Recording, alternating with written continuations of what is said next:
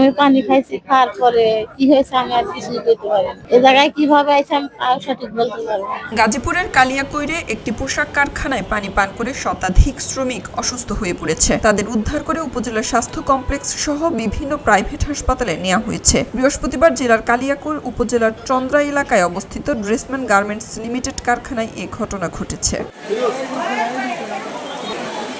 হাসপাতালে অবস্থানরত শ্রমিকরা জানান, বৃহস্পতিবার সকালে কারখানায় প্রবেশ করে শ্রমিকরা। কাজ শুরুর কিছুক্ষণ পর শ্রমিকরা কারখানার পানি পান করেন। এর কিছুক্ষণ পর কারখানার চতুর্থ তলায় কয়েকজন শ্রমিক অসুস্থ হয়ে পড়েন। অনেকেই মাথা ঘুরে পড়ে যাওয়া, বমি সহ নানা রকম অস্বাভাবিকতা দেখা দেয়। ধীরে ধীরে কারখানার অন্যান্য ফ্লোরের শ্রমিকরাও অসুস্থ হয়ে পড়েন। পরে তাদের উদ্ধার করে কালিয়াকৈর উপজেলা স্বাস্থ্য কমপ্লেক্স সহ আশেপাশের বিভিন্ন হাসপাতালে নেওয়া হয়েছে। অসুস্থদের মধ্যে বেশিরভাগই নারী শ্রমিক।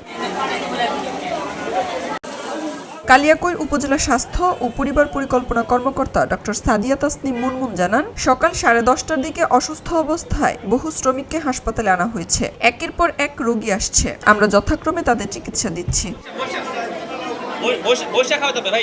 খবরের কাগজ, নিখাত, নির্ভীক, নিরপেক্ষ।